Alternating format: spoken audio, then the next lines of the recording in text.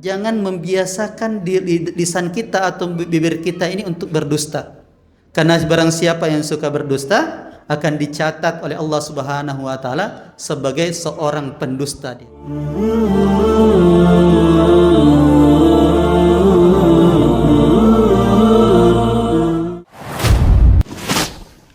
Assalamualaikum warahmatullahi wabarakatuh. Alhamdulillahi rabbil alamin. Ahmaduhu hamdan yuwafi ni'amahu wa yukafi'u mazidah. Ya Rabbana lakal hamdu kama yanbaghi li jalali wajhika wa li 'azimi sultanik. Allahumma la nuhsi thana'an 'alaik anta kama asnaita 'ala nafsik. Falakal hamdu hatta tarda wa lakal hamdu idza radita wa lakal hamdu ba'da ar-ridha. Asyhadu an la ilaha illallah wa asyhadu anna sayyidana Muhammadan abduhu wa rasuluh. Allahumma salli wa sallim wa barik ala sayyidina Muhammadin wa ala alihi wa sahbihi wa man tabi'ahum bi ihsanin ila yaumiddin. Amma ba'du. Bapak-bapak, ibu-ibu, jemaah yang dimuliakan Allah Subhanahu wa taala. Alhamdulillah ya, kita kembali hadir dalam melaksanakan di antara syiar-syiar Ramadan ya, yaitu salat tarawih secara berjamaah, dan itu adalah merupakan nikmat Allah Subhanahu wa taala yang perlu untuk kita syukuri. Jemaah yang dimuliakan Allah Subhanahu wa taala, sebagian kebiasaan dari masyarakat kita kalau mau masuk bulan Ramadan itu mereka bersih-bersih rumah. Ya, sebagian dari kebiasaan masyarakat kita mereka bersih-bersih sebelum masuk bulan Ramadan, dan tentunya itu adalah hal yang baik karena suatu bentuk ekspresi kegembiraan kita untuk memasuki bulan Ramadan. Jemaah yang dimuliakan Allah Subhanahu wa taala, jika kita punya rumah yang kita mau bersihkan, di mana angin ya bertiup kencang di luar, masih banyak debu-debu di luar, dan kita mau bersihkan rumah kita supaya rumah kita ini benar-benar bersih, yang harus kita lakukan apa? Rumah kita terbuka pintu dan jendela-jendelanya, di luar angin ya masih bertiup kencang membawa debu. Kira-kira yang kita lakukan kalau mau bersihkan rumah kita, yang kita lakukan apa? Tutup pintunya dan tutup jendelanya ya.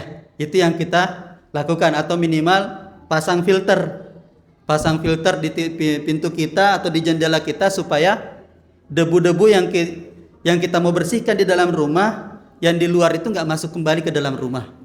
Nah, seperti itu sebenarnya keadaan hati kita. Kita nih di bulan Ramadan, kita mau bersihkan hati kita nih, dan momennya pas untuk kita mau membersihkan hati kita. Tapi ada hal-hal yang masih bisa kita sibuk membersihkan hati kita ya, yang di dalam, tapi ada yang di luar yang bisa mengotori kembali hati kita. Yang kita harus lakukan adalah menutup pintu-pintu dan jendela-jendela ini, menutup atau memasang filter ya, karena jendela-jendela yang masih terbuka ini dia ya buat masuk yang baik juga bisa, yang buruk juga bisa. Jadi kita tidak menutup rapat dan kita juga tidak membuka lebar, tapi kita pasang filter supaya yang baik itu masih bisa masuk. Dan pintu dan jendela-jendela yang masih bisa mengotori hati kita itu ada 3. Penglihatan kita, telinga kita, dan mulut kita.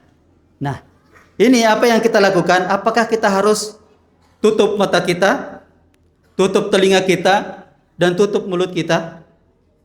Ataukah kita pasang filter di pandangan kita, kita pasang filter di telinga kita pasang filter di mulut kita, supaya yang baik-baik itu masih bisa masuk, dan yang buruk-buruk itu tertinggal di luar dan tidak ikut masuk. Nah, ini 3 hal ini yang perlu untuk kita perhatikan, bagaimana jendela-jendela ini, pandangan kita, pendengaran kita dan mulut kita, kita jaga, kita kasih filter. Supaya yang buruk-buruk, yang tercela ini nggak masuk dalam pandangan kita, telinga kita, dan mulut kita yang bisa mengotori hati kita yang kita sudah capek-capek bersihin nih. Dan yang perlu untuk kita perhatikan di sini dalam hal pandangan kita, penglihatan kita yang tercela, itu ada 3. Yang pertama adalah pandangan kita, penglihatan kita dengan syahwat. Ya, melihat laki-laki melihat aurat perempuan, begitu juga sebaliknya perempuan melihat aurat laki-laki, yang entah itu di jalan, di TV, atau di media sosial. Kita tidak mengatakan tinggalkan itu semua, kan, tetapi bagaimana kita memfilter pandangan kita dari hal-hal yang bisa mengotori hati kita. Ya biasanya kita scroll media sosial, ya biasanya ada yang lewat seperti itu, ya, scroll cepat aja. Ya supaya itu tidak mempengaruhi, ya, tidak mempengaruhi hati kita yang kita sudah latih untuk membersihkan. Karena pandangan ini adalah sahmun min sihami iblis. Karena pandangan ini adalah anak panah di antara anak panah iblis yang bisa menghunjam, yang membunuh hati kita. Kemudian yang kedua, pandangan kita terhadap dunia dengan pandangan keagungan. Pandangan kita terhadap dunia dengan pandangan keagungan, mengagungkan dunia ini. Bukan kita mengatakan tinggalkan dunia, tidak. Ya, tinggalkan kekayaan, tidak. Tapi bagaimana kita menggunakan dunia ini dalam rangka taat kepada Allah Subhanahu wa ta'ala. Kita tidak menjadikan dunia ini sebagai tujuan, akan tetapi kita jadikan dunia ini sebagai wasilah kita menuju akhirat. Dan yang ketiga adalah pandangan kita terhadap orang lain dengan pandangan meremehkan. Ini hal-hal yang tercela yang bisa mengotori hati kita dalam perihal pandangan kita. Melihat, memandang orang lain dengan pandangan meremehkan. Apa yang kita remehkan? Kita remehkan karena kita punya nasab yang lebih bagus? Ataukah kita lebih kaya? Ataukah kita lebih pintar? Atau apa? Kita lebih taat? Itu semuanya adalah murni dari Allah Subhanahu wa ta'ala. Jadi tidak pantas untuk kita banggakan dan merendahkan orang lain dari apa yang kita punya. Kita merasa suatu ketika di zaman Nabi Musa alaihissalam ada seorang yang taat, ya, seorang yang taat dan ada seorang yang suka maksiat. Suatu ketika mereka bertemu di jalan dan yang orang yang taat ini, orang yang soleh ini melihat kepada orang yang suka bermaksiat ini, kemudian berpaling pandangannya.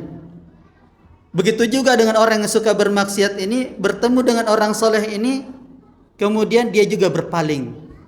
Keduanya sama-sama berpaling, tapi maksud berpalingnya dari satu sama lain itu yang pertama, orang yang taat ini berpaling dari orang yang maksiat karena merendahkan dengan kemaksiatan yang dia lakukan.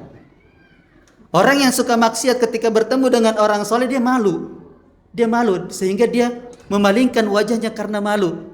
Sehingga Allah Subhanahu wa ta'ala mengampuni orang yang bermaksiat ini, yang suka maksiat ini, dan menggugurkan amalan yang suka taat ini. Dikarenakan apa? Pandangan dia merendahkan orang lain, merasa diri lebih taat kepada Allah Subhanahu wa ta'ala dibandingkan yang lain. Makanya karena itu dalam salah satu hikam Ibnu Athaillah rahimahullah beliau mengatakan, rubba ma'siyatin aurasat, boleh jadi maksiat itu melahirkan ingkisaran waftiqaran, kefakiran, merasa diri rendah, ya. Khairun min ta'atin aurasat izzan wastikbaran, lebih baik daripada ketaatan yang melahirkan kesombongan dan kebanggaan diri. Ini dalam hal pandangan kita. Dalam hal pendengaran kita. Pendengaran kita juga harus jaga. Menjaga dari mendengarkan hal-hal yang tidak boleh didengarkan, bergabung dengan mendengarkan hal-hal yang tidak boleh, yang dilarang oleh Allah Subhanahu wa ta'ala. Kemudian mulut kita juga jaga, kita filter mulut kita dari memasukkan yang haram ke dalam mulut kita. Ya, memasukkan sesuatu yang haram, baik itu makanan dan minuman ke dalam mulut kita dan menjadi daging ya, di dalam diri kita. Seorang yang berdoa kepada Allah Subhanahu wa taala dalam kondisi sangat membutuhkan tapi mat'amuhu haram, makanannya haram, wa masyrabuhu haram, ya, minumannya haram, wa guziya bil haram, tumbuh dengan hal yang haram, fa anna yustajabulah, tidak akan diterima doanya. Jadi ini hal-hal yang menghalangi. Begitu juga dengan jangan membiasakan lisan kita atau bibir kita ini untuk berdusta. Karena barang siapa yang suka berdusta akan dicatat oleh Allah Subhanahu wa taala sebagai seorang pendusta di hari kiamat. Dan juga justru itu akan membawa diri kita kepada su'ul khatimah. Jadi 3 hal ini yang perlu kita perhatikan dengan baik, bagaimana kita memfilter jendela-jendela ini yang masih bisa masuk sesuatu yang bisa mengotori tubuh hati kita, pandangan kita, yang kedua pendengaran kita, dan yang ketiga mulut kita. Mudah-mudahan apa yang kita sampaikan ini bermanfaat dan kita di dalam bulan Ramadan ini berusaha untuk memperbaiki dan membersihkan hati kita dan memfilter hal-hal yang bisa mengotori kembali hati yang kita sudah usaha untuk membersihkannya. Subhanakallahumma bihamdika asyhadu an la ilaha illa anta astaghfiruka wa atubu ilaik. Wassalamualaikum warahmatullahi wabarakatuh.